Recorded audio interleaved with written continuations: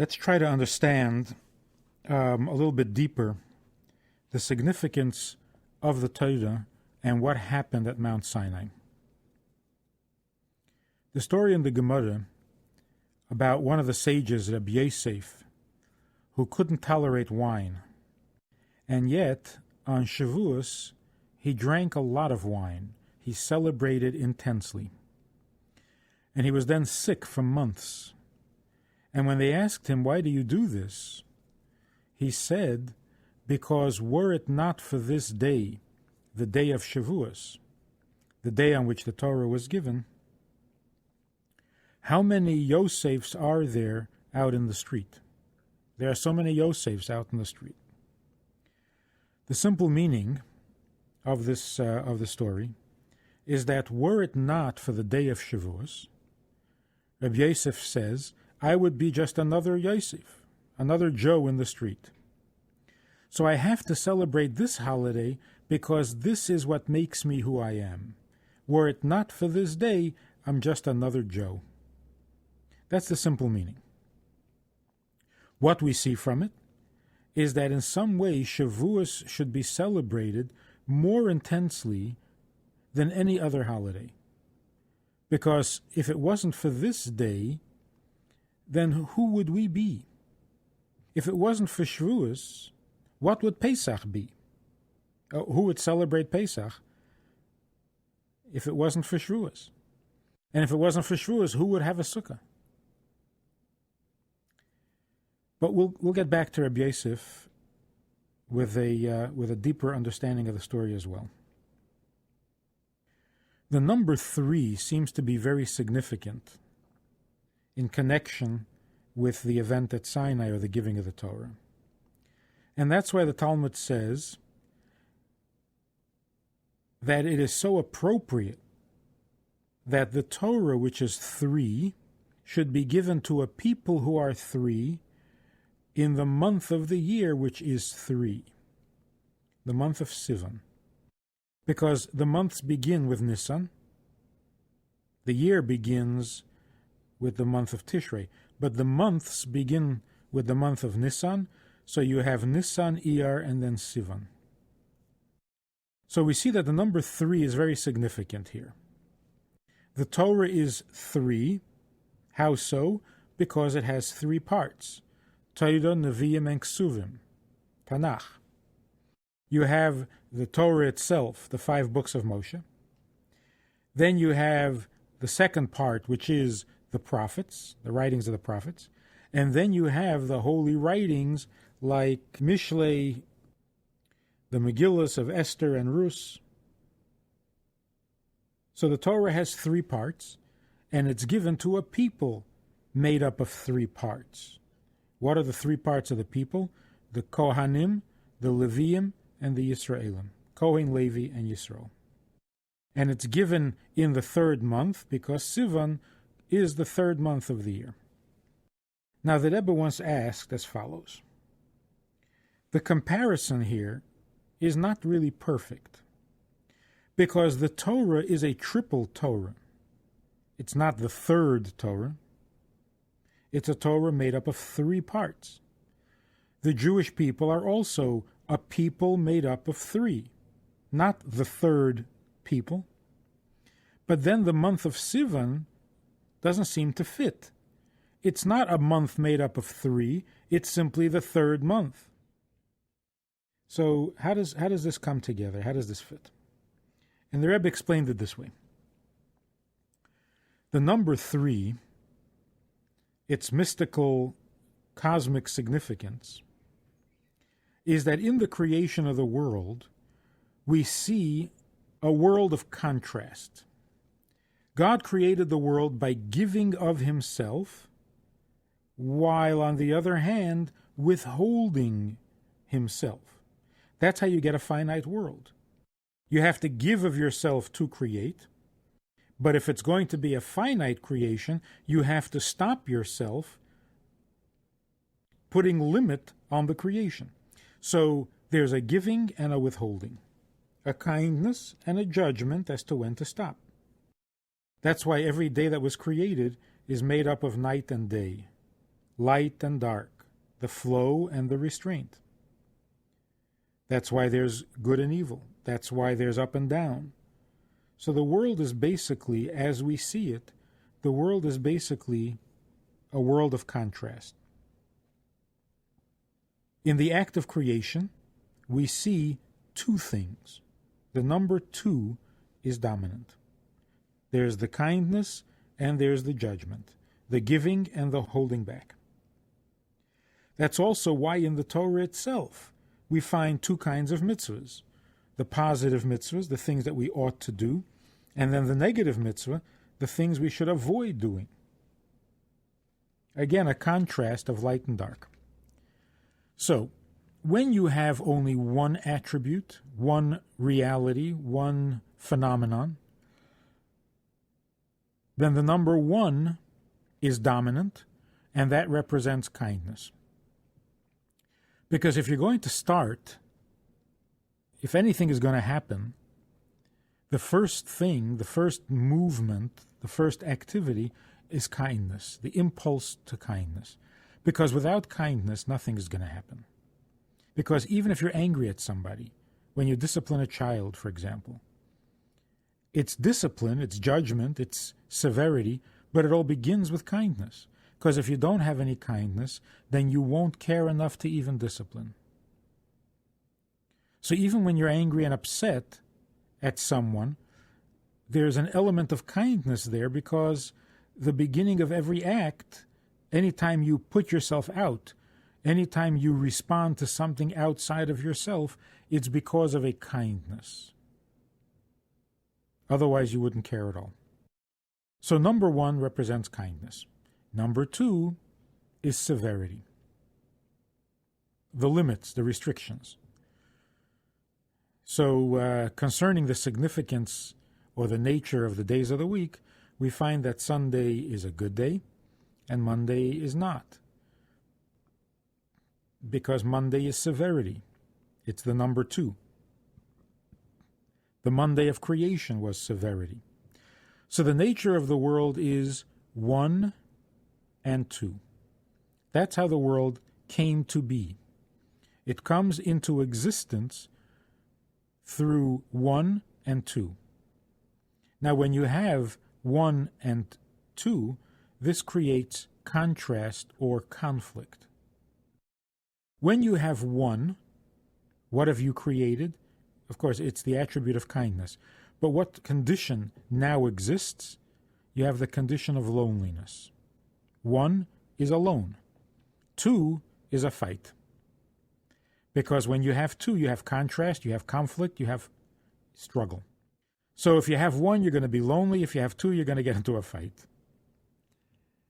Then comes number 3. Number 3 means when the 2 can come together in harmony and create a third reality. Like male and female. Male and female come together and there's a baby. 2 become 3. 1 and 1 equals 3. So the number 3 means that which results from the harmony of the first 2, or the resolution of conflict. That's why the number 3 is associated with compassion. If I'm angry at you, but I like you, but you don't deserve, but I want to give you anyway, so all right, we'll give you anyway. And that's compassion. In compassion, there are two sides. There are two arguments. There are two realities. There's your need, and there's the fact that you're undeserving, that you blew it. Compassion says, we'll give you anyway. So compassion is always number 3. Compassion is also called truth. Truth.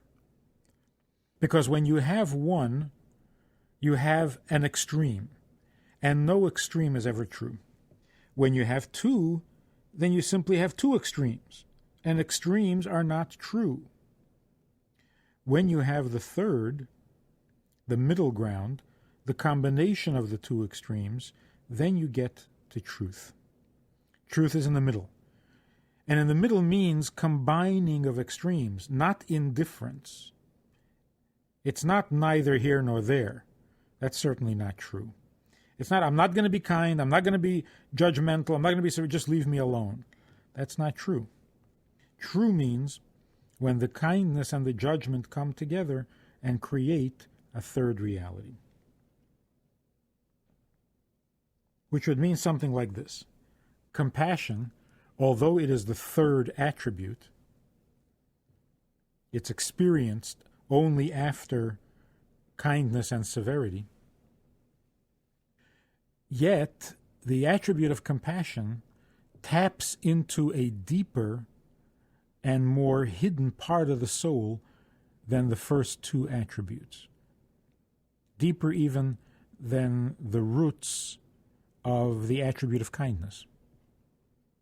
And that's why it is the truth, because it reveals a part of the soul that kindness and severity both do not touch. Now, that part of the soul does not express itself initially. You have to first experience the kindness, then you have to experience the judgment and the severity, and only then do you experience this deeper and higher truth within the soul, which takes the form or the expression of compassion. And that's because that part of the soul that is so deep and true is not given to expression. That's why it's called the hidden part of the soul. It's hidden by its very nature. It does not express itself. And so when you start to express, that part of the soul does not allow itself to be revealed. So the first expression will be kindness, because it's kind. And the second will be severity, because you have to judge and limit the kindness. Now that you've created a contrast or a conflict, the conflict in the revealed attributes causes the hidden part of the soul to become available to expression. So out of the conflict, we're moved, we're touched deeper than the initial desire to give, which is kindness. And that part of the soul that is touched by the conflict now becomes available and can be expressed. And so although it is the highest and the truest expression of the soul, it does not come into action, it is not revealed until you have the third step, until you've first gone through the kindness and the severity, experience the conflict, and then are able to tap into the truth of the soul. And in that way, compassion is a greater virtue than kindness. Now the question is, if we're going to talk about two opposites coming together, the harmony between two opposites, we have to understand how that works. Because by nature, they can't come together in harmony. They are opposites. And that's what opposites means. It means not compatible, like Venus and Mars. Not compatible. So what do you do to get them together? How do you get them together when they can't, by their nature, abide each other? They are mutually exclusive. So how does this happen? The number 3 represents an aspect that is greater and higher than both kindness and severity, the extremes. And because it's bigger, it can bring them together. It can cause them to join. Actually, when we talk about simple numbers, when you say, for example, 1 plus 1, there's one apple, then there's another 1, another apple, and they are separate. They're two distinct ones. And then the teacher says to you, when you add 1 plus 1, it becomes 2, or whatever. But 1 plus 1 equals what? And the question there also is, what do you mean plus? What do you mean 1 plus 1? 1 is 1, and the other 1 is 1, and that's how they remain. What does it mean you're adding them together? What do you mean you're plussing them? They don't add together. They're two separate apples. So one and another one is one and one. As it says about evil, there's an expression, evil doesn't add up. Evil doesn't accumulate. People sometimes get a little frightened when you have a number of tragedies in a short period of time. And the truth is that you don't add tragedies. They don't come in sets, because evil or unholiness or tragedy do not plus. There's no plus between them. Good things can add up, but bad things don't add up because they don't get along. You have two people, each with an evil inclination, but the evil inclination in each of them remains separate. The evil inclinations don't get along. They don't work together. They don't cooperate. Nobody ever wants someone else to sin. And that's because the evil inclination is totally selfish. If anybody's going to sin, I'm going to sin. You should be good. You behave yourself. I'll sin. So the evil inclinations don't add up because they don't work with each other. There's no plus to bring them together. So when you say 1 + 1, you're actually talking about three things. You have one apple, and this thing called plus. This glue that brings them together. That makes two separate entities a third number, a third reality. So what is this plus? The fact that two can come together, that one and one will cooperate with each other, means that there is something greater, something more true than one and one. And because it is greater than both of them, it humbles them. It envelops them so that they can become one unit. In the presence of something higher, the lesser contrasting and conflicting entities suddenly merge and become one. There's a good example for this. In an army or in a kingdom, there are generals, there are captains, there are lieutenants, and each one has to respect his superior. He has to salute his superior. If he fails to salute, he's violating the law, and he may be messing up the whole discipline of the army. They could even lose the war because somebody failed to salute. But in the presence of the king, if the lieutenant should salute the general when the king is present, that would constitute treason. Because in the presence of a king, there are no generals and there are no lieutenants. There is no rank at all. Everyone becomes equal. You're all subjects of the king. From the king's perspective, one is not more important than the other, and they're all equally humbled by the king's presence. So you do not salute each other when the king is there, which means that in the presence of the king, because he is much greater than both the lieutenant and the general, there is no lieutenant and there is no general. They become the same. They are subjects of the king. And that's how they combine. That's how conflict is resolved, in the presence of something much greater than the competing entities. In fact, this may be one of the reasons that Torah was given on Mount Sinai. We all know that Sinai was not the highest of mountains, and it was chosen precisely because it represents humility rather than arrogance. It's a small mountain, a humble mountain. Of course, humility is always a good thing. But what is the relationship between giving Torah on a mountain and humility, that the mountain on which Torah is given has to represent humility. And this might be the reason, because humility means when the conflicting attributes are humbled by a higher truth and they become a third thing, they become truth.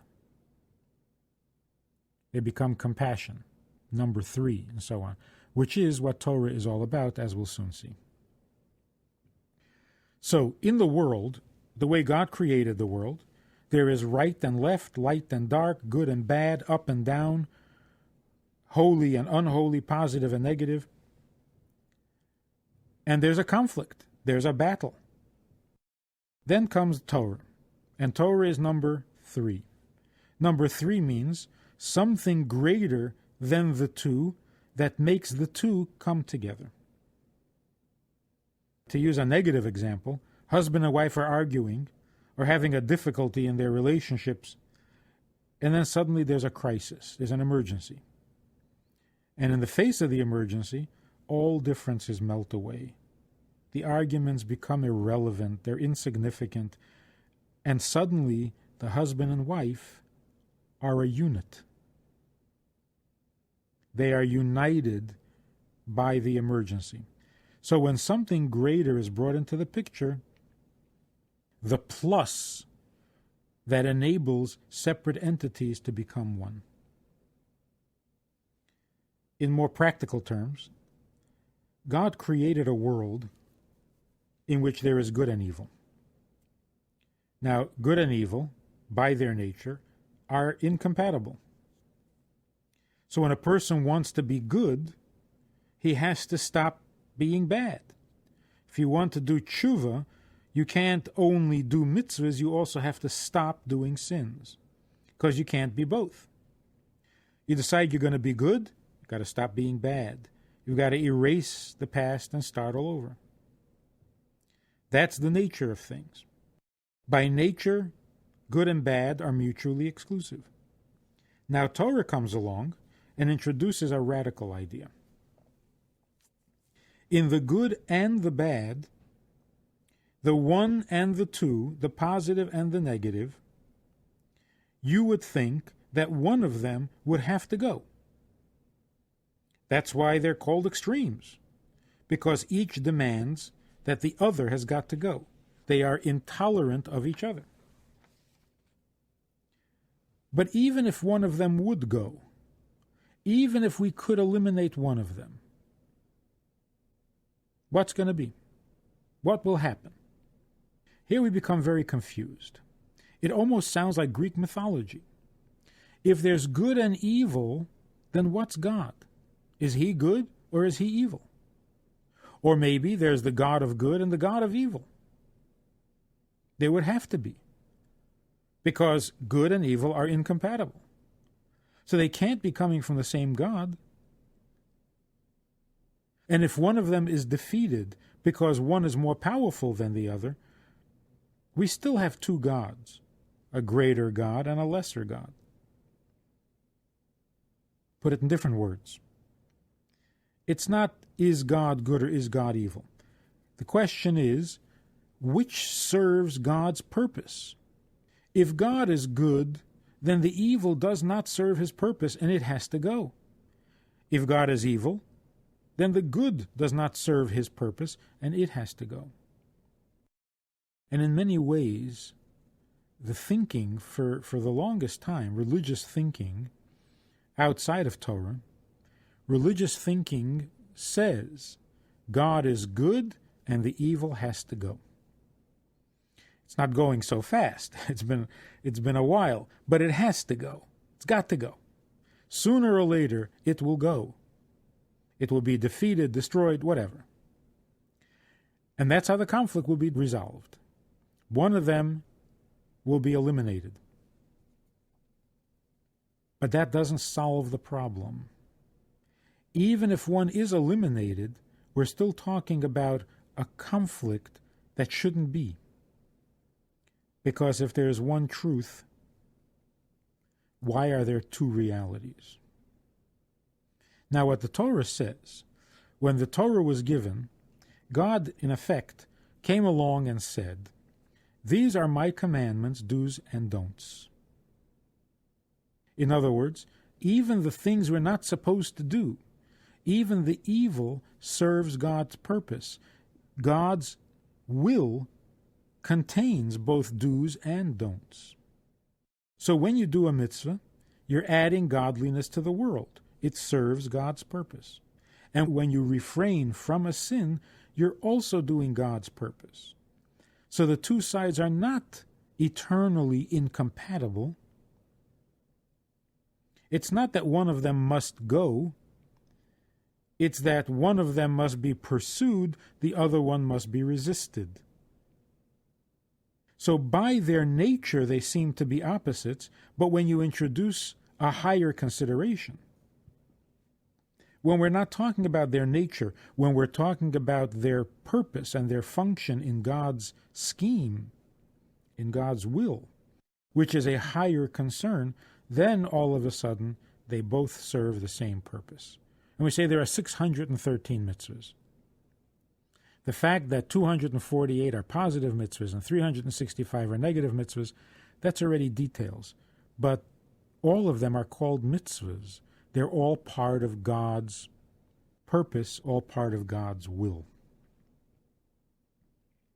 This is what we mean when we say you can't have good without evil.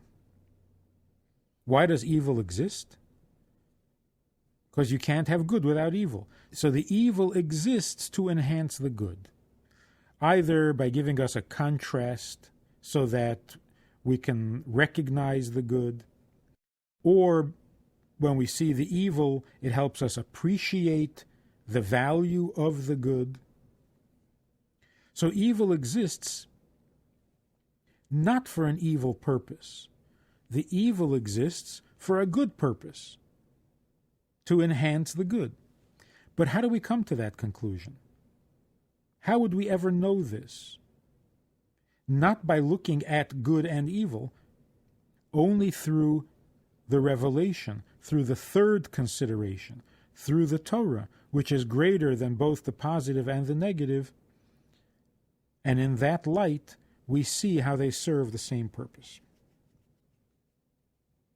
And even that's not the whole story. It's not just that if you avoid the evil and use it as a contrast for the good, then it is also good. More than that. Even if you are in fact evil, you don't avoid the sin, you commit the sin. Even that serves God's purpose. How can that be? It's because after you've committed the sin, you will do tshuva. You will return, you will repent. The sin will motivate you to return to godliness. And so it too will serve God's purpose. It will move you in the direction that God needs you to go in. Usually, goodness moves you in that direction, sin moves you in the opposite direction.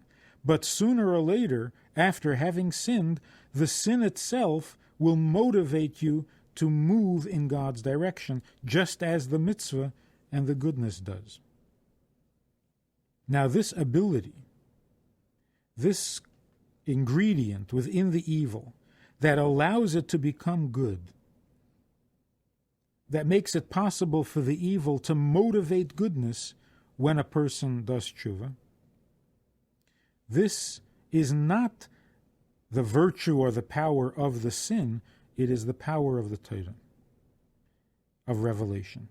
Torah is the great harmonizer that brings together what appears to be opposites and makes it all one, the ultimate one, Hashem Echad. So what happened when God came down to Mount Sinai? The Medrash says when God spoke, all the animals in the world were silent. There was no sound. When God spoke, the words of the commandments came from all 4 directions, 6 directions. And there was no echo. What is the significance of no echo? By coming down to Mount Sinai, and revealing himself, giving us the Torah, God made himself known, not as the creator of the world. This was known before. Although there was idolatry and people worshipped all sorts of things, but that was not in place of the Creator. Even the ancient idolaters never believed that the cow or the lamb or the sun or the moon created themselves or created the rest of the world. That was never part of the belief. It was that everything in nature created by God, controlled or ruled, was the master over some area or some function in creation. And because of that, these things, the sun, the moon, the animals, the statues, deserved to be adored or worshipped. But God was the creator, even in the thinking of the ancient idolaters. So when God came down to Mount Sinai, what happened, what was revealed, is not that God is a creator or that God created the world. Because his creating the world does not express his essence. He is not essentially a creator. What was revealed was his inner personal will, which is much truer of who God is or what God is than God the Creator. So the creation that relates to God as its creator was overwhelmed by this revelation. Nature became silent. It's like if we look at the qualities of good and evil, and they have nothing in common, and then we try to discover God's intention in the creation of good and evil, suddenly they do become harmonized or synchronized, and they can serve that greater purpose, which is God's intention. One more thought. When we look at good and evil, and we see that they are incompatible, if we should decide that to resolve the conflict, we simply have to get rid of the evil. For example, in a relationship, there is the love and affection and devotion, thoughtfulness, consideration that one needs to feel for the other in the relationship. And then there are the distractions, the weaknesses, the temptations, the negative feelings, the resentments, the jealousies, and so on. Obviously, they can't coexist. If you're going to be a good spouse, if you're going to have these good qualities of devotion and loyalty and thoughtfulness and so on, you can't at the same time have thoughts of jealousy and resentments and distraction. So the simple thinking is, get rid of all those negative traits. Get rid of the bad stuff. Stop being jealous, stop being critical, stop being distracted, and then you'll be good. Because you will be thoughtful and considerate and so on. But we know that when you have two things that are in conflict, the conflict comes from both, not from one. So if good and evil are incompatible, you can't blame it only on the evil. You got to blame it on the good as well. Why is the goodness intolerant of the evil? Isn't that intolerance itself evil? And isn't evil's tolerance of itself evil? So there's a tolerance that is evil and an intolerance that is good. Or so it seems. Good is intolerant of evil, and that's good. But evil is tolerant of sin, that's not good.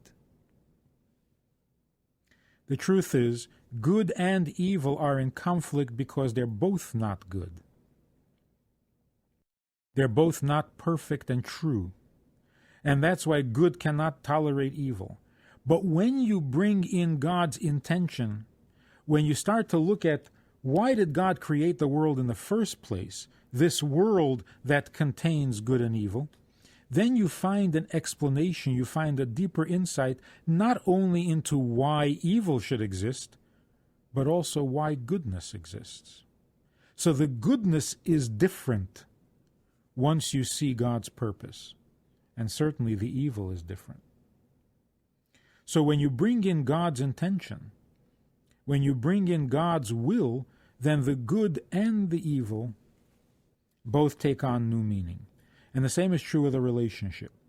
When you think about the essence of the marriage, of the sanctity of the marriage, then even the good is humbled. Even the good has to serve a certain purpose. It is not an end in itself. Why be considerate? Why be thoughtful? Why be self-sacrificing? Because marriage is sacred. So now even the good is humbled, and even the good is harnessed to serve a higher purpose along with the evil. Going back to the story of Rabbi Yosef. Rabbi Yosef said, were it not for this day, the day on which the Torah was given, how many Yosefs are there in the street?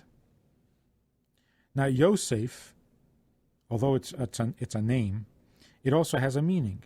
It means to add something to creation. When a person works hard at doing mitzvahs, studying Torah, he does something to creation. He becomes God's partner in creation. He furthers the movement, the progress of creation. So the name Rav Yosef implies that he was devoted to adding something to creation. That was his approach to being a Jew, to Judaism, to serving God. He wanted to be a partner in creation by adding something to the world. Something that creation itself doesn't have by nature, and he's going to add it, he's going to bring it to creation. So he said, if it were not for this day, the giving of the Torah, how many Yosefs are there in the street? In other words, without the giving of the Torah, without Torah available to us, what would we be adding to this world? What addition, what Yosef would we be bringing to the world? It would be just more street, more activity, more public event, not personal to God. But now that the Torah was given, you can actually add godliness to the world. Not more creation. Something that creation which is already completed, something that the creation does not have. So what is that? The ultimate ingredient in Torah, that which the world didn't have before Torah. Purpose. Without Torah, the world is a beautiful world, but it has no purpose. Or we don't see the purpose. When God came and gave us the Torah, he basically added to creation this very precious ingredient called purpose. And that's why when we begin studying Torah, we don't get distracted. We don't focus on the fact that Torah says that in the beginning God created heaven and earth, and on the first day God said, let there be light. We're not interested in creation. We don't look to Torah to tell us about creation. We look to Torah to give us purpose. And that's why we wonder, why does God begin? Why does God open Torah with a description of creation? Why doesn't he get to the commandment and tell us what our purpose is? Purpose leads us to another precious ingredient, and that is relationship, intimacy. Before God gave us the Torah, he was already the creator of the world. He was the creator of this world. He was the creator of heaven. He was the creator of angels. He created everything. And everything was his because he's everything. But there was nothing personal. That ingredient, the personal, the intimate, the connectiveness, that didn't yet exist. There were glimpses of it, Avraham, for example, had it by virtue of the great soul that he possessed. He felt a connection to God, an intimacy. But in the world in general, there was no connection, there was no relationship. And the reason is because the only way to arrive at intimacy is through purpose. You can't be intimate with another person unless there's a purpose behind it. If a person claims to be your friend, but is not aware of your purpose and does not share your purpose, then that friendship is shallow and not intimate, and the connectiveness there is very minimal. If you have a need, you have a purpose, you have an agenda, and this agenda, of course, is very close to your heart. It's not artificial, it's not temporary. And someone else can relate to that agenda and is devoted to the same agenda, that's called intimate. If they're devoted as much as you are to your agenda, that's very intimate. But a person who has no purpose, who has no agenda, can't be intimate because you don't have anything to share that would create that intimacy. So people are basically indifferent. People who have no opinion about things. People who are careless about themselves. People who don't wake up with a sense of mission don't really have intimate connections. Because there's no point of contact that would make that connection intimate. And if you don't have anything you really care about deeply, then you don't have anything that you can share deeply. If I do have something I care about very deeply, but I refuse to share it with you, you will sense immediately that I am avoiding intimacy. This is like this delicate balance which we call modesty. You have two extremes again. You have the person who doesn't care about intimacy or modesty. And their attitude is, yeah, you want to be intimate? Sure, why not? What do you want to do? Now, that's not intimate, that's promiscuous. On the other hand, you have something very precious, something very personal and deep, secret, sensitive, but you refuse to share it. The opposite extreme. What does modesty mean? Modesty means I have something to share, and given certain conditions, I can share them, not carelessly, not indifferently, discriminatingly, but not refusing either. I don't make it impossible for anyone to get close to that which is to me precious and personal. So this is the two ingredients that are the inner life of Torah. You can read the Torah and say, oh, these are good commandments. This makes a lot of sense. This is morality, good stuff, poetry. But that's not the essence of Torah.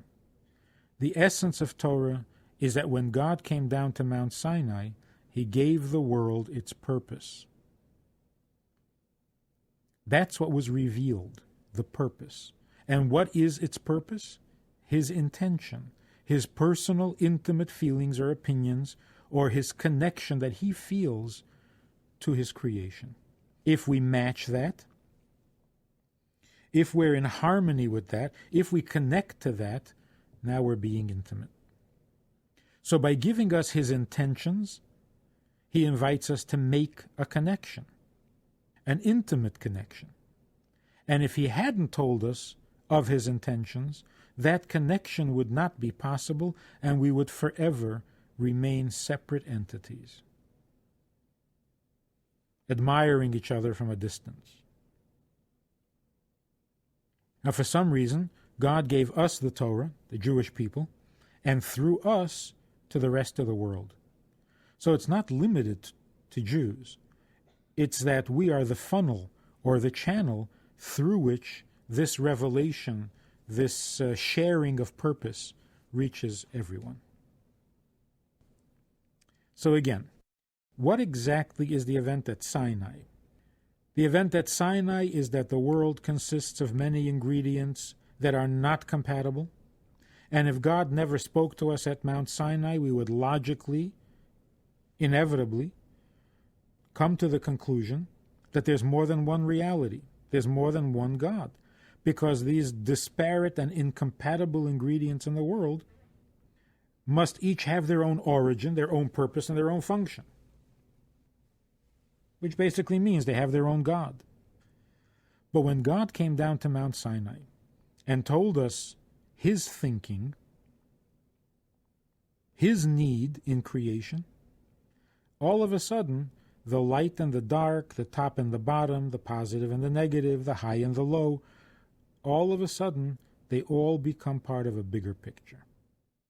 And as part of the bigger picture, they are compatible. They do work together. They have only one God.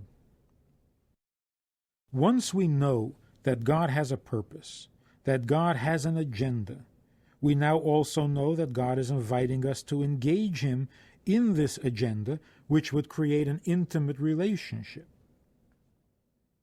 So rather than the simple relationship of a creator and the objects that he creates, we are invited into a meaningful or intimate relationship.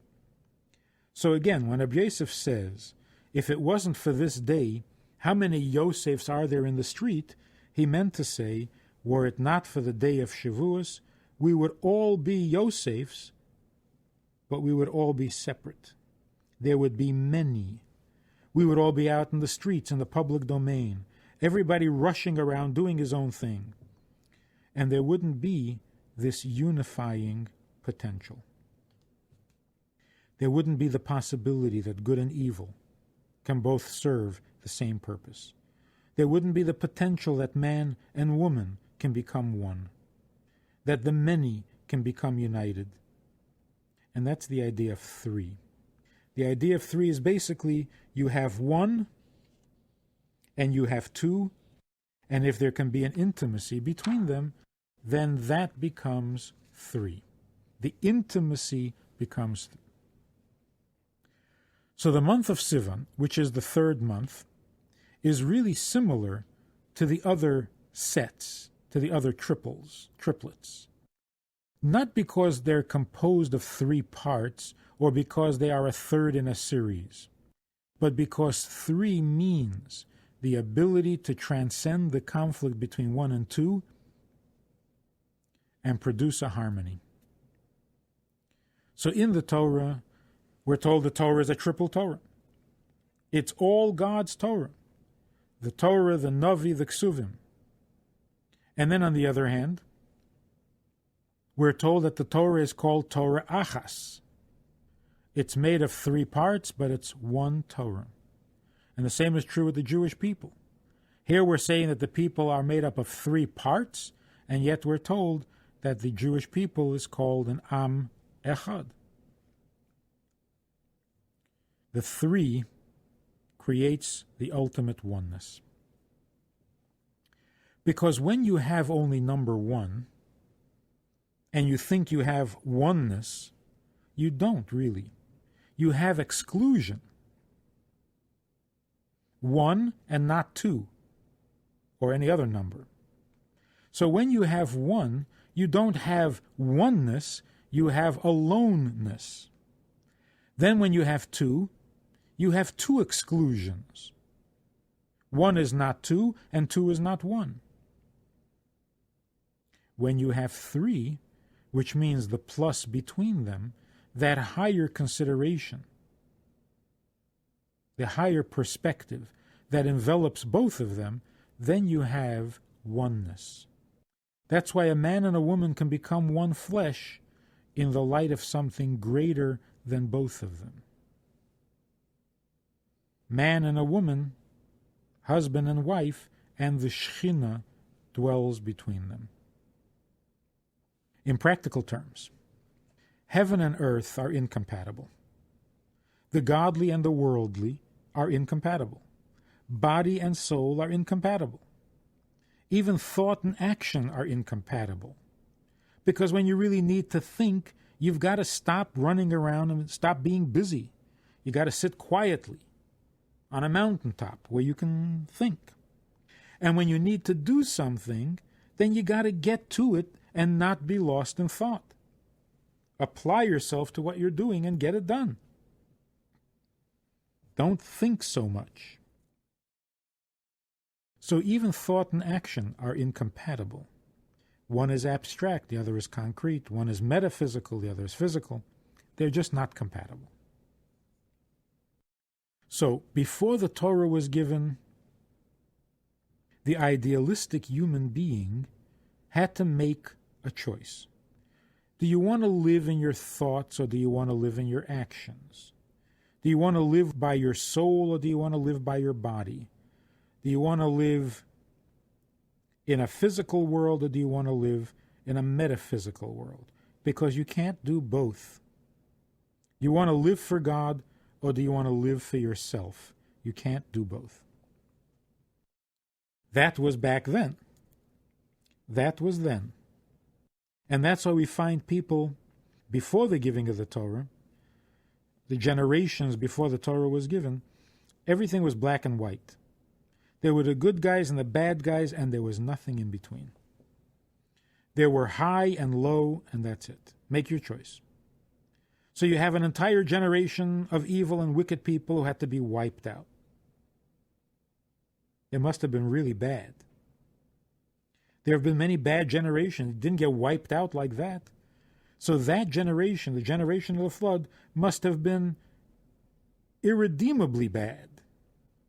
So you have all these people, really, really bad, and then you have Noach. Noach is a tzaddik, really, really good. And there's nobody in between. That's the way the world was by its nature without Torah. But then when the Torah came along, and it says, God came down to Mount Sinai, isn't that a contradiction in terms? God came down? No, God is high, down is low. So what do you mean God came down? God can't come down. God came down at Mount Sinai means that the giving of Torah, high and low, were no longer incompatible. Heaven and earth were not incompatible anymore. Spiritual and physical were not incompatible anymore. Earthy and godly were not incompatible anymore. And why is that? Because God himself is infinitely greater than both heaven and earth. God's purpose is much higher than the spiritual and the physical, than the right and the wrong. God is infinitely greater than right and wrong, and therefore both right and wrong can serve his purpose together. There's a harmony between them. I think we've talked about this before.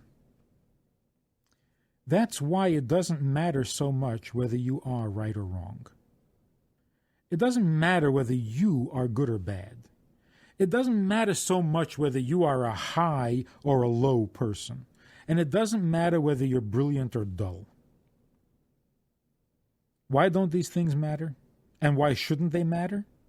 Because whatever God is, he is neither or both. But one is not closer to God than the other. High is not closer to God than low. Brilliant is not closer to God than dull. And good is not closer to God than bad, because God is infinitely greater than both. Heaven is not closer to God than earth. God created heaven and earth. So the person who thinks, I'm not so virtuous, I'm not so spiritual, and I'm not the type to be so devout. I don't have the faith. I don't have the heavenly spiritual qualities with which one serves God. That's not Torah thinking. That's a mistake. That was the way the world was before the giving of the Torah, when high and low were an important choice, a decision. Either you were going to be high or you were going to be low. Either you were going to be holy or unholy, spiritual or earthy.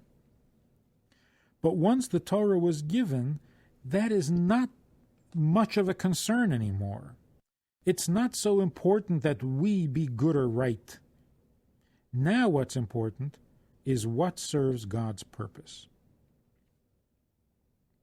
God tests Avraham 10 times. 9 times he tests Avraham's devotion and kindness. And the 10th time he asks him to sacrifice his son. Which is better, the kindness or the severity? Preserving life or taking a life? That's not the question anymore. The question now is, what serves God's purpose? It can serve God's purpose to save a life. It can serve God's purpose to take a life. To assume that being good serves his purpose is not correct. Because God created night and day. God created heaven and earth. God created mitzvahs and sins. Now, he didn't create the sin. He revealed the mitzvahs and the sin. So what does he want? And that's why you'll find some places in Torah where God is saying, or the prophet is saying in the name of God, God doesn't care about your righteousness. God doesn't care about your compassion and your wisdom and your kindness. Or as we say in the morning, in the davening, beginning of the day, we say our kindness is nothing, our wisdom is nothing, our strength is nothing. What are we? Who are we? So if our kindness is nothing, and our strength is nothing, and our wisdom is nothing, and our goodness is nothing, then what's it all about? Then what are we doing here? What it's all about is the third thing, that which transcends both right and wrong, and that's what we have to be devoted to. And that's called the path of truth, the middle path, the path of Torah. The path of Torah puts aside the question of are you good or are you bad, are you right or are you wrong, are you holy or unholy, virtuous or grubby. Those are personal issues, not issues of truth. What is the issue of truth? Whether you're holy or not, put on the tefillin. Whether you're virtuous or not, give tzedakah. Whether you're holy or unholy, go to the mikveh. Now, if you go to the mikveh, won't that make you holy? Maybe. Depends. Depends on how much help you need. Maybe you need to go to the mikveh 10 times before you'll get to be holy. But that's not the issue. That's not the objective. The objective is not for you to be holy. The objective is to introduce into the world something greater than the holy and the unholy that will bring them together in God's interest. The same is true of every relationship. Husband and a wife. Do we work at being good? Should a husband work at being a good husband? Not unless he's trying to win some kind of a contest, which would, of course, make him immediately unavailable to his wife and a lousy husband. So if it's a contest to see who could be the best husband or the best wife, then you're not really available to each other. And when you're available to each other, you may not be very good, because these are two separate issues. They're two separate things. Unfortunately, sadly, it's possible for a very good man to be a very bad husband. And when you say, well, wait a minute, that can't be. He's such a good man. He is a good man, but he can be a very bad husband, because in the relationship, being personally good is not what counts. Same thing is true with being a Jew. You can be a very good person and a lousy Jew, because being a Jew means doing what God needs to have done. You can be a very good person and you're not doing it. You have all the right intentions, your heart's in the right place, but you're not doing it. Like a good man who is a lousy husband. He means well, he's kind, he's generous, he's gentle, but the thing that she needs, he's not doing.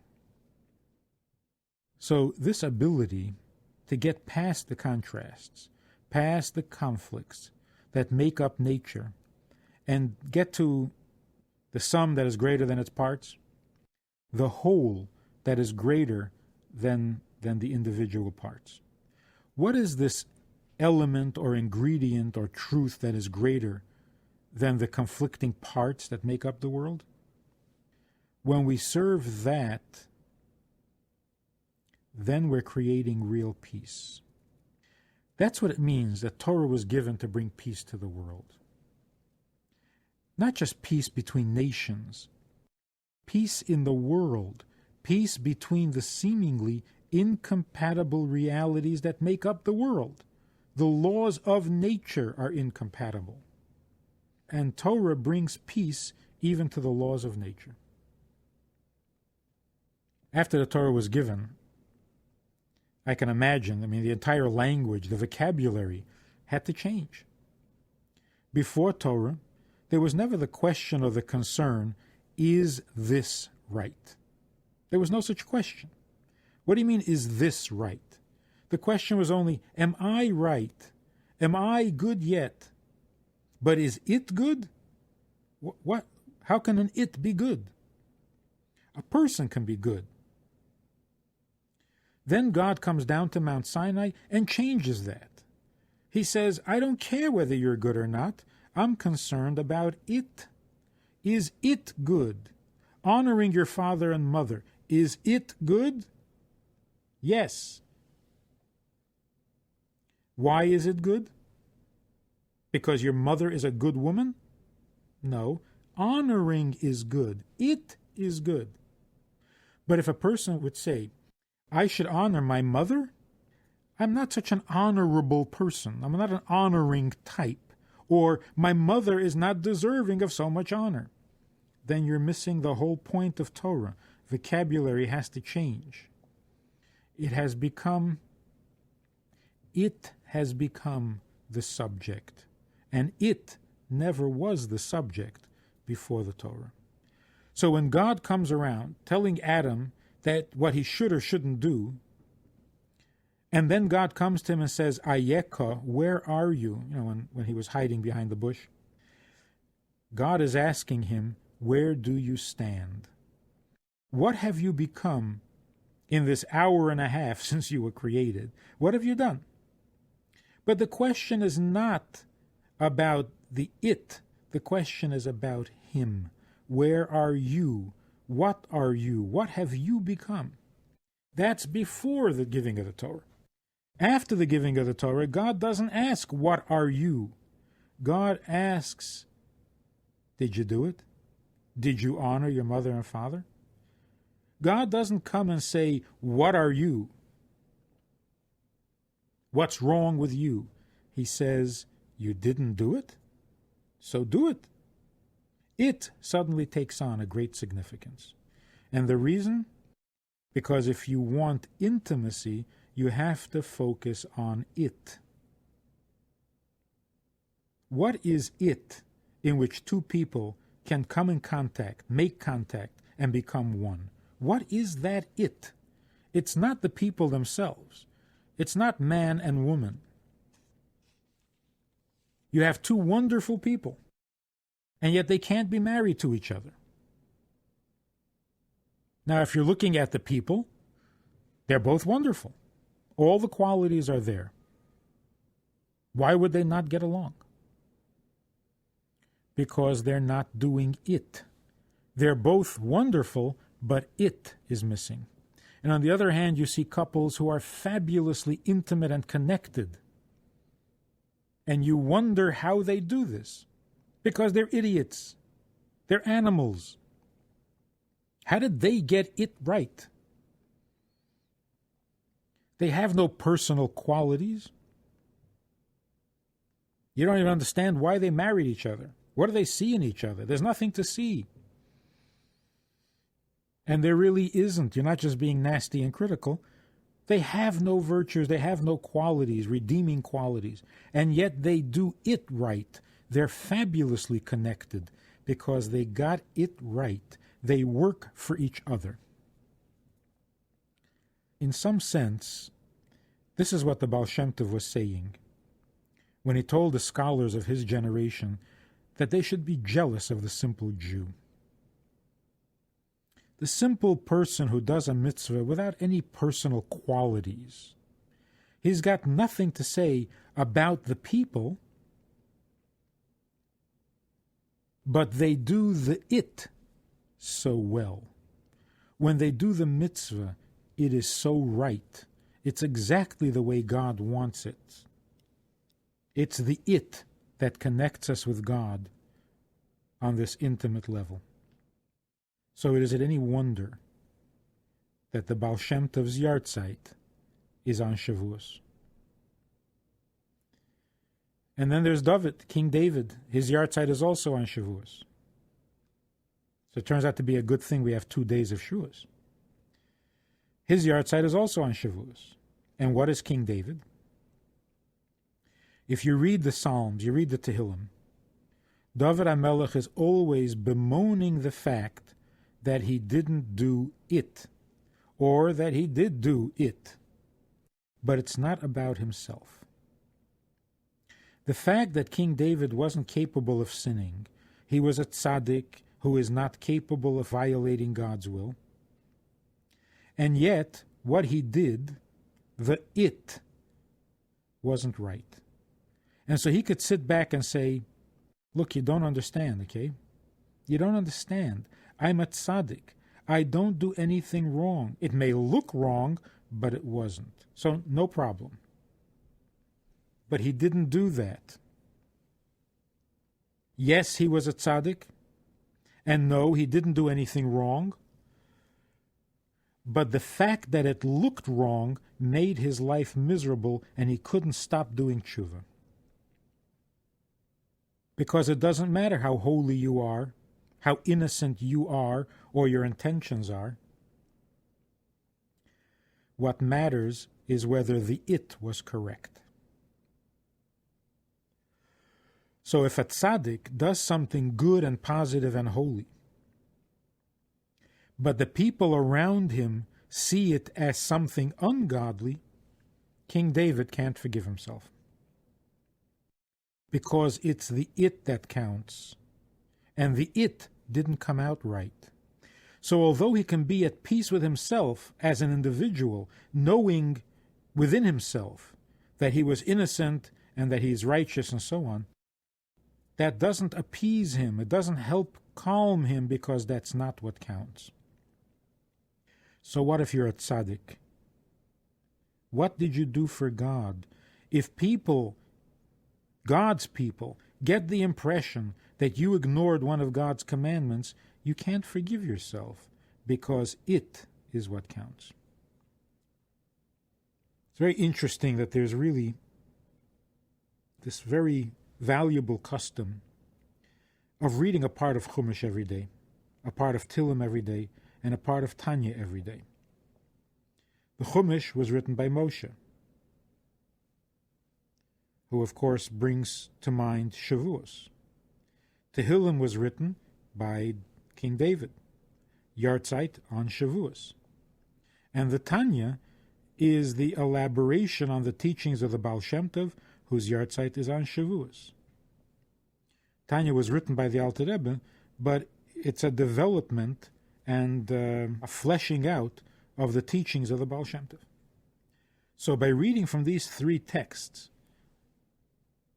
the Chumash, the Tehillim, and the Tanya, we're covering these three great souls who took this message, the message of the it has to be right and not the me, and developed it to where we today can serve God and do it right. Even though at this point in history, there is no way that we can be right.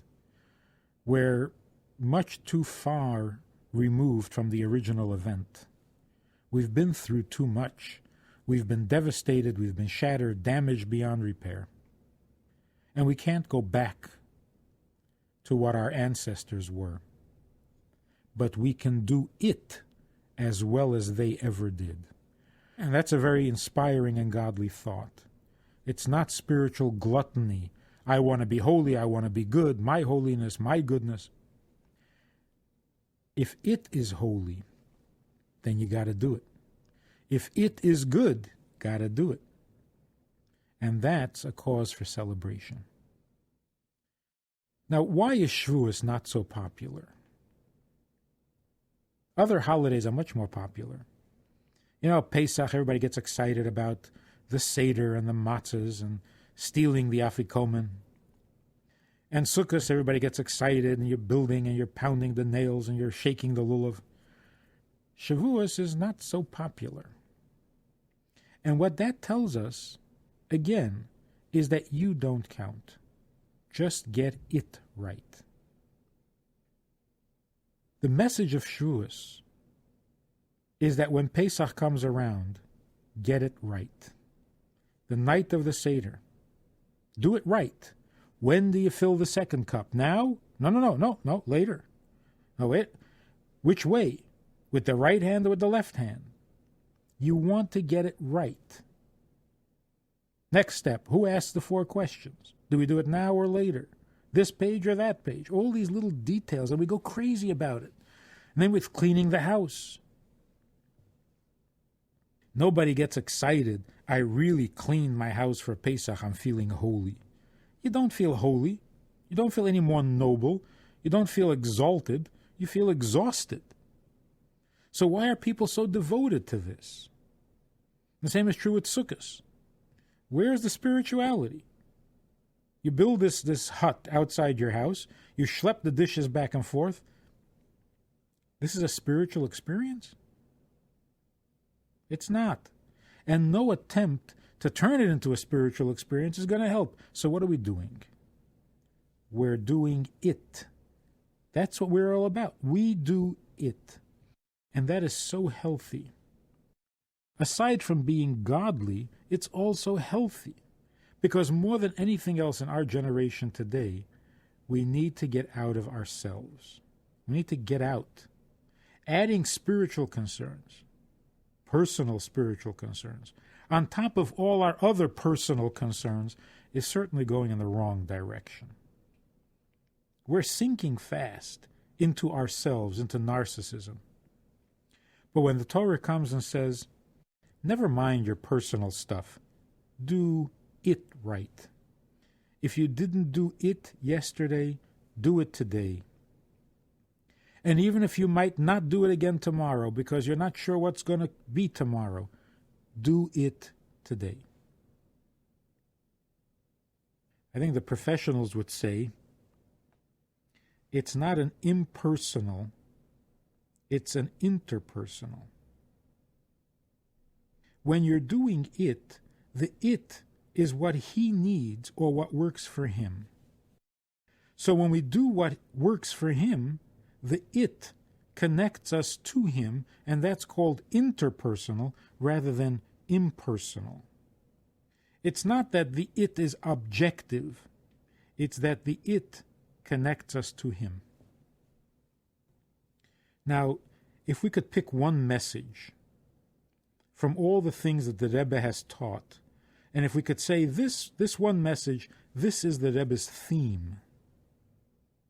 The Rebbe's theme was, the act is the essence. The deed is of the essence. Why is the deed more important than the feeling, or the experience, or the intention? Because the interpersonal deed is much more essential than the private or personal experience. My experience cannot connect two people. My feelings, my thoughts, my intentions, that's me. It's not you. Even if my thoughts are about you, but they're my thoughts. They don't connect me to you in an interpersonal way.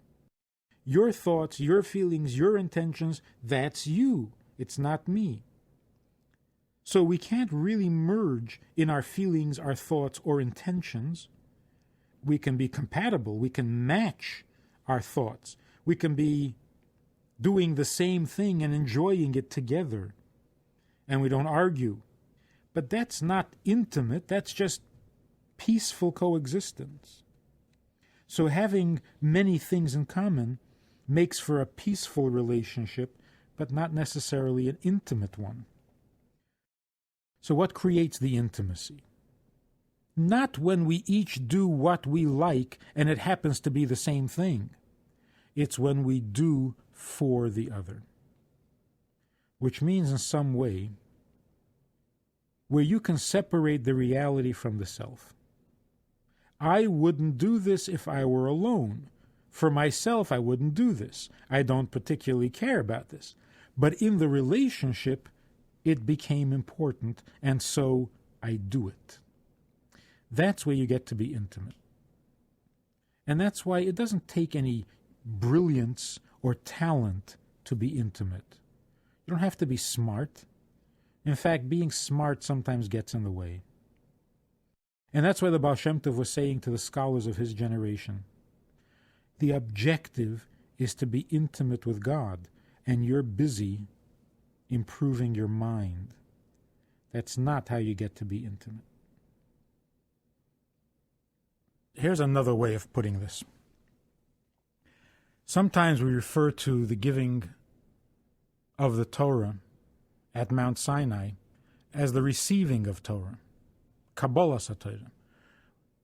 Or we sometimes describe it as the giving of the Torah. What are these two things? When we say the Torah was given at Sinai, we're implying that Torah comes from heaven. Nobody wrote it. Nobody created it. No human being created it. It was given. Came from above. It came from heaven. It was given. A godly product.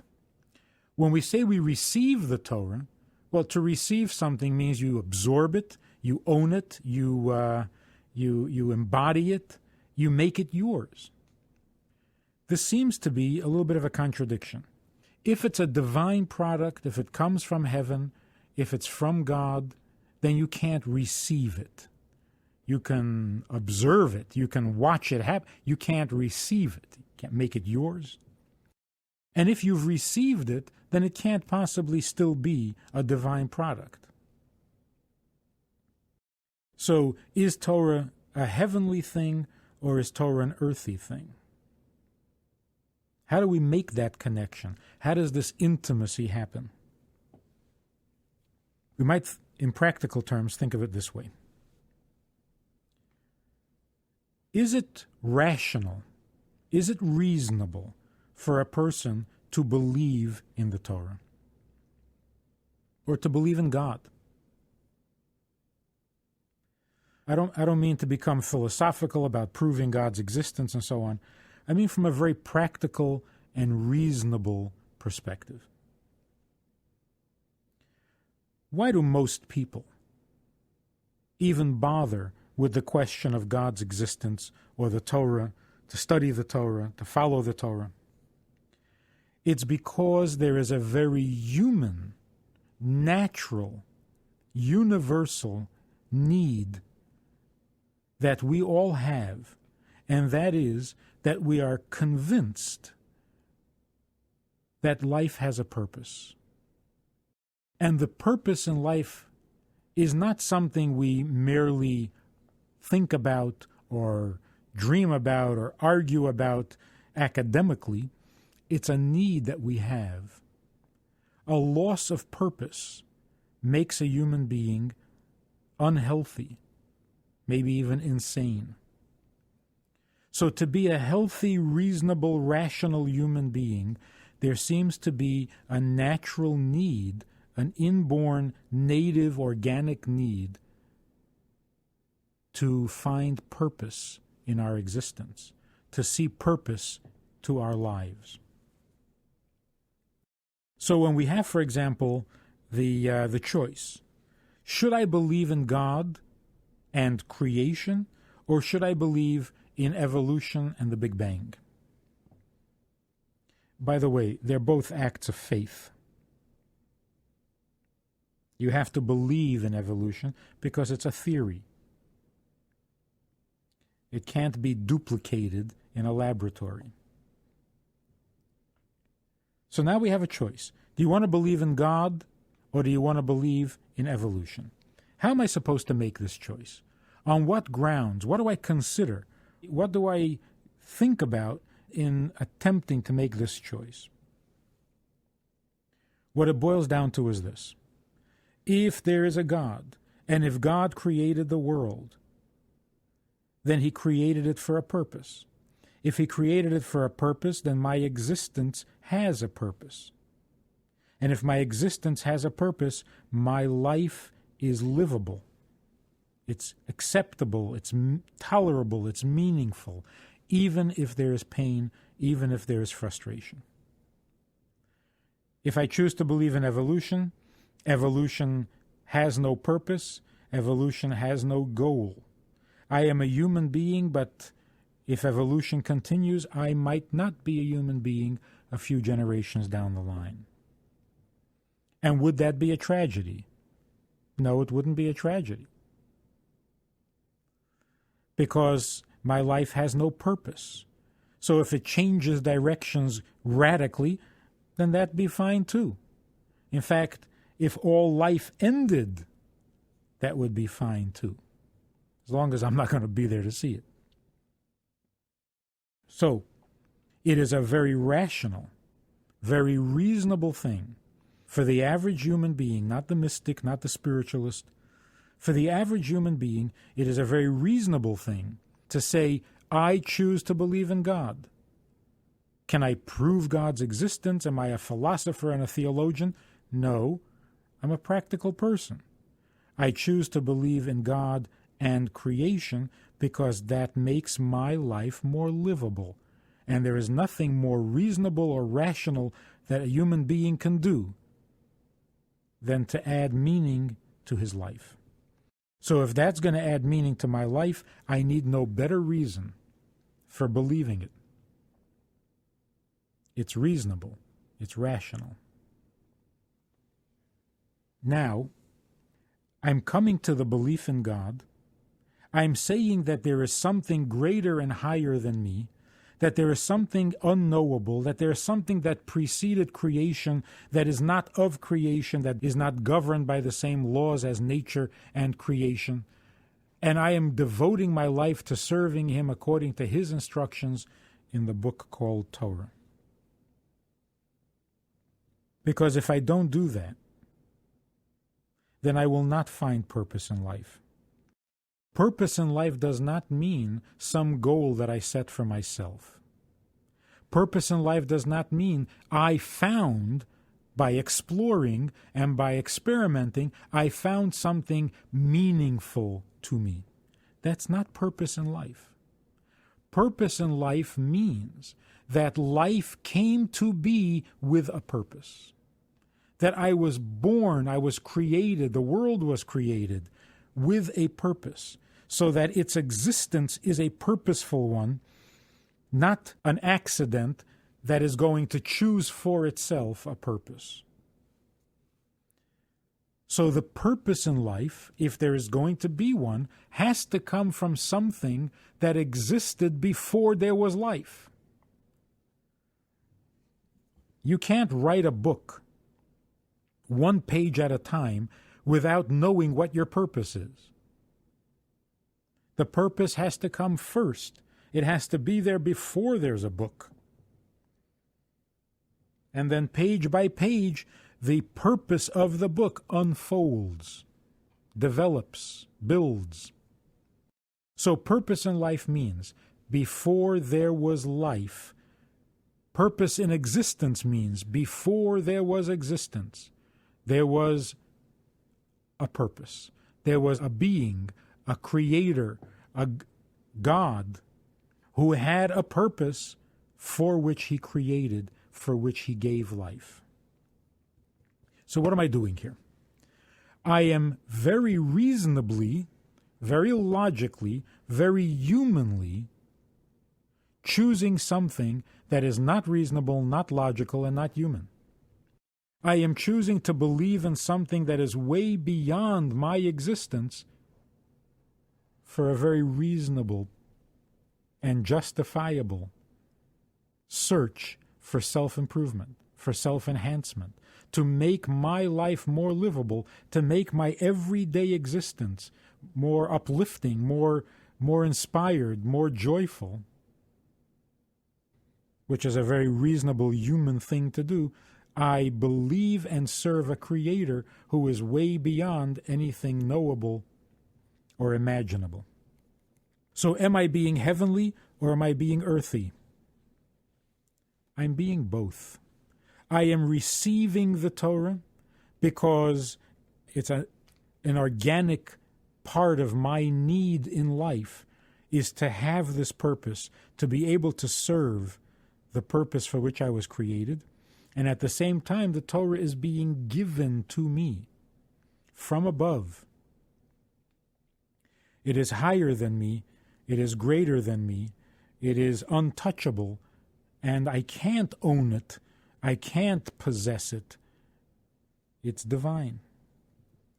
So I've brought together what seem to be incompatible realities. I don't have to be a mystic. I don't have to swear off this world. I don't have to give up my life in order to reach God, in order to be connected to God.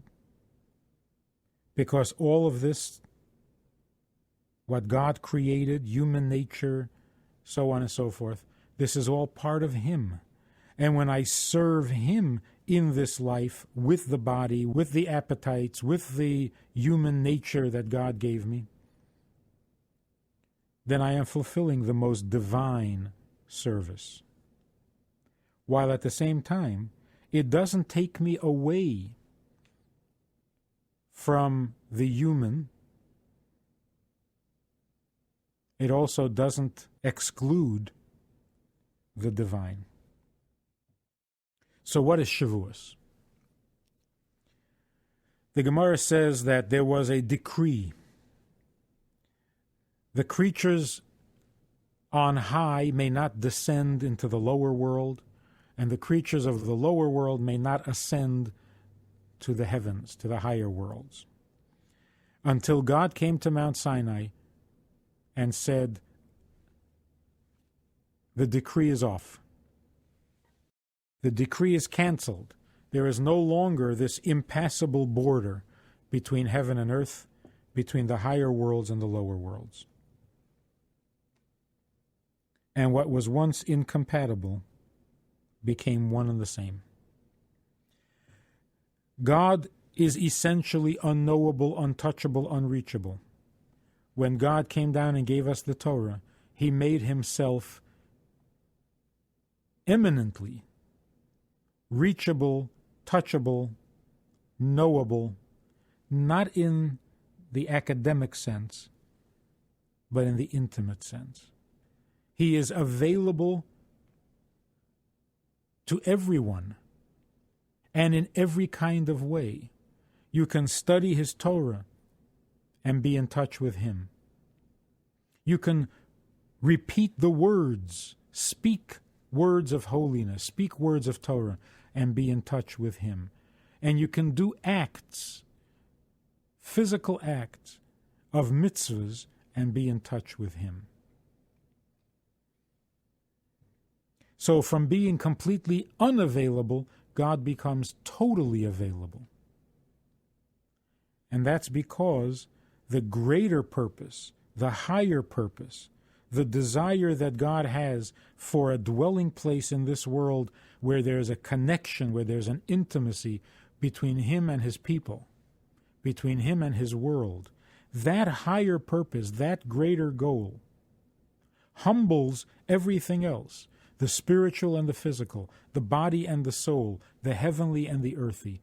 They all become compatible because they all surrender to a higher purpose. Is there any other way to explain and to solve this latest phenomenon that we see in our world? On the one hand, the United States, with its values, Bible-based values, with its appreciation for the quality of life, with its sense of morality and fair play, with its willingness to pay the price for being good, with the amounts of charity that is given. How do we understand this strange phenomenon that in this of all countries, this country which is far more developed, far more ethical, far more virtuous and idealistic than many other countries in the world, in this country we have children killing children.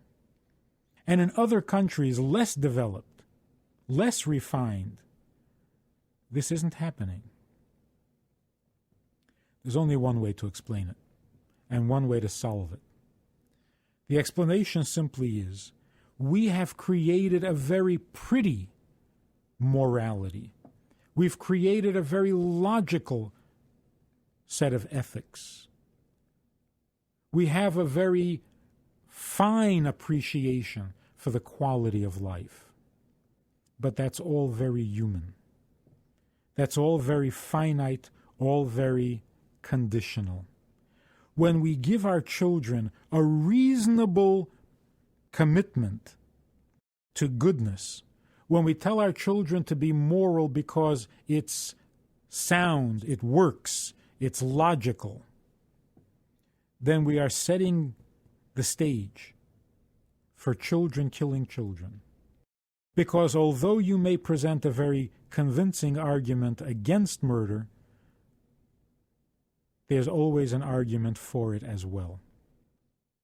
And when we teach our children to think for themselves, and when we educate our children, and we give them an argument in favor of morality, in their intelligence and their brilliance and in their education, they will come up with an equally acceptable argument in favor of murder. And even if it's not equally acceptable, it's debatable. So maybe you have a better argument. Maybe your logic is more sound than mine. Does that make me a bad person? So I'm not as logical as you. But there isn't this sense of the absoluteness of the wrongness of murder, logical or illogical.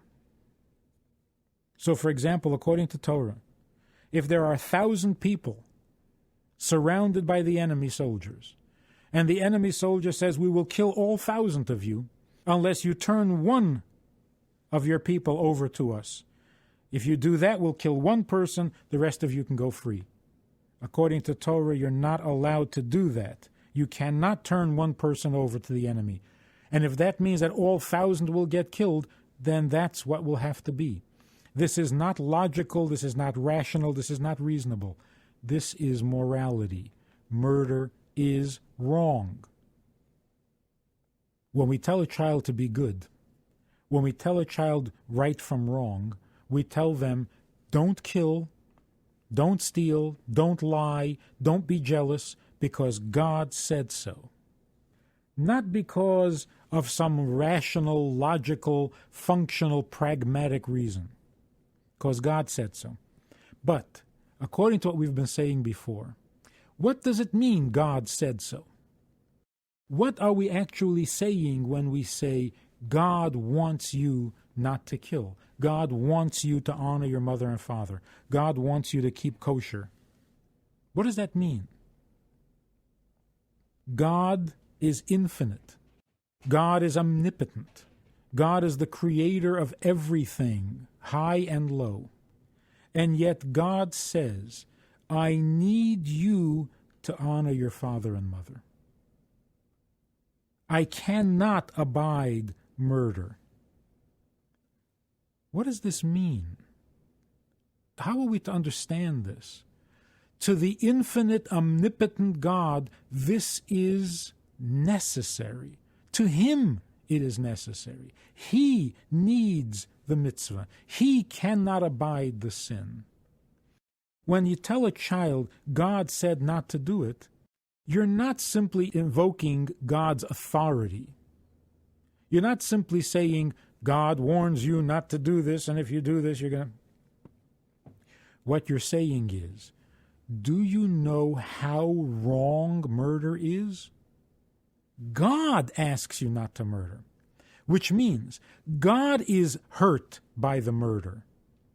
God, the infinite, eternal, omnipotent creator, is hurt by murder. So now do you understand how wrong murder is? It's not just that you don't have the right to take someone else's life. There's something much more wrong with it than we can possibly imagine, because even God can't take it. God can't stand it.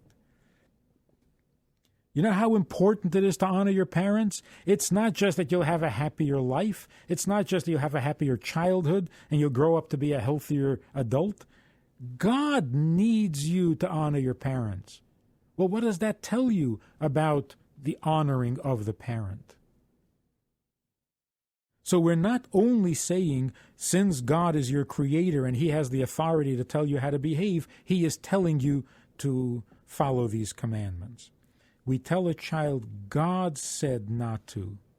And if God said not to, there must be more meaning to it than anything we can possibly come up with, because even before there was a creation, before there was a world, before you had a mother, God already needed honoring of parents. That's what the Torah is. The Torah tells us what is true for him, what is true for God. And when we keep those commandments, and when we study his Torah, we are not merely obeying instruction, we are entering into an intimate relationship, intimate contact with him. We are now doing, saying, and thinking the thoughts and the words and the acts that are essential to him. And he shares that with us when he comes down to Mount Sinai and gives us the Torah. So, yes, we should celebrate Shavuos more than any other holiday.